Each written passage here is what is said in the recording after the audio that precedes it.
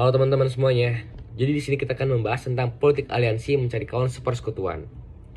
Seperti yang telah kita ketahui, pada Perang Dunia Kedua itu terdapat dua kubu utama, yaitu blok poros dan juga blok sekutu. Untuk di bagian blok sekutu, itu dipimpin oleh Inggris Raya, Amerika Serikat, dan juga Uni Soviet. Dan yang pada akhirnya mengalahkan blok poros pada tahun 1945. Selanjutnya, tiga mitra utama dalam aliansi poros adalah Jerman, Italia, dan juga Jepang. Para mitra poros memiliki dua kepentingan yang sama, yaitu pertama ekspansi wilayah dan juga pembentukan kerajaan melalui penaklukan militer dan juga perombakan tata kehidupan internasional pasca Perang Dunia Pertama. Dan yang kedua adalah penghancuran atau netralisasi komunisme Soviet. Selanjutnya, pada tanggal 1 November tahun 1936, Jerman dan Italia itu mengumumkan pembentukan poros sama Berlin seminggu setelah penandatanganan perjanjian persahabatan. Lalu 24 hari setelah kejadian tersebut, yakni pada tanggal 25 November tahun 1936, Jerman Nazi dan Kekaisaran Jepang menandatangani Fakta Anti-Komintern yang ditujukan pada Uni Soviet. Nah, lalu Italia itu bergabung pada Fakta Anti-Komintern ini pada tanggal 6 November tahun 1937, yaitu 1 tahun setelahnya. Dan pada tanggal 22 Mei tahun 1939, Jerman dan Italia menandatangani apa yang dinamakan dengan Fakta Baja, yang meresmikan persekutuan poros terkait pasokan militer. Dan terakhir, pada tanggal 27 September tahun 1940, Jerman, Italia, dan Jepang menandatangani yakni Fakta Tripartit, yang kemudian dikenal dengan persekutuan blok poros. Jadi di sini aku bakal ngejelasin penyebab dari Perang Dunia Kedua. Perang Dunia Kedua sendiri terjadi karena adanya pertempuran senjata di Selat Denmark, yaitu pertempuran antara Angkatan Laut Britania Raya dan juga Jerman. Pertempuran ini terjadi pada tanggal 24 Mei 1941 sewaktu kapal perang Britania Raya sedang menghadang kapal perang Bismarck dalam penjelajahan berat yaitu KMS Prince Eugen yang berupaya menuju Atlantik Utara. Pertempuran ini diawali karena kedua kapal membidik kapal yang berbeda hingga Komandan Hood beralih ke Bismarck setelah mendapat konfirmasi dari Prince of Wales. Pihak Jerman tidak melawan hingga pukul 5:55 ketika Bismarck membalas serangan setelah diterjang bertubi-tubi. Kurang dari 10 menit setelah pihak Britania memulai serangan, peluru dari Bismarck menerjang Hood di dekat tempat penyimpangan amunisi. Hood meledak dan tenggelam 3 menit kemudian beserta hampir seluruh awaknya.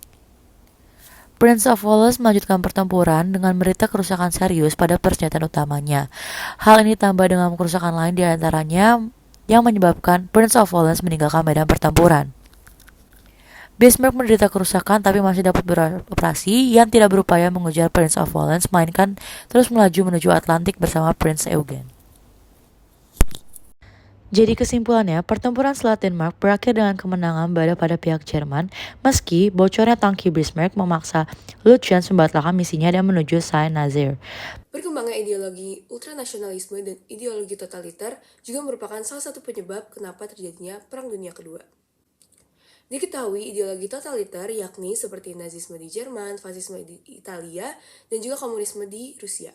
Semua ideologi tersebut memiliki sikap agresif, anti-demokrasi, mengutuskan pemimpin, dan juga bersifat sosialis serta revolusioner. Selain itu, Jerman dan Italia juga memiliki ideologi ultranasionalisme dengan menganggap negara tersebut lebih baik dibanding semua negara lain, sehingga konflik antara ideologi tersebut tak terelakkan. Halo guys, jadi kali ini gue bakal jelasin tentang Perang Dunia Kedua. Jadi, Perang Dunia Kedua itu penyebabnya salah satunya adalah politik dengan balas dendam yang dilakukan oleh Jerman.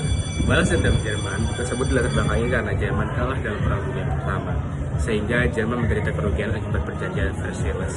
Perjanjian Versailles merupakan salah satu perjanjian yang menutup Perang Dunia Kedua. Beberapa kerugian yang diderita Jerman dalam perjanjian Versailles antara lain angkatan perang Jerman harus bekerja dan Jerman harus membayar ganti rugi ketika Perang Dunia ke-1. Isolasionisme Amerika adalah bentuk respons langsung terhadap peristiwa Eropa pada tahun 1914 sampai 1918 yang melibatkan Amerika Serikat. Hal ini membuat Inggris dan Prancis yang sudah ketakutan dengan prospek perang lain tidak memiliki sekutu kunci dalam kondisi diplomasi dunia selama periode antar perang.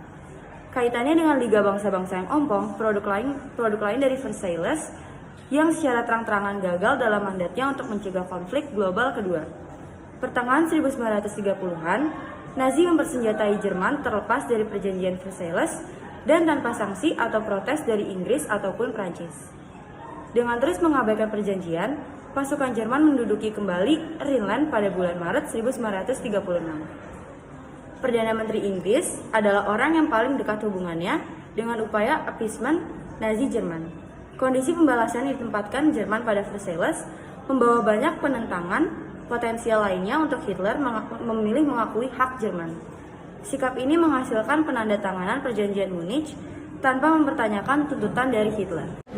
Penyebab selanjutnya, krisis ekonomi. Apa aja sih masalah ekonominya? Yang pertama, kehancuran sektor-sektor ekonomi Amerika Serikat. Kedua, hancurnya pusat-pusat industri di Eropa. Ketiga, rusaknya daerah pertanian. Terakhir, hancurnya sarana fisik.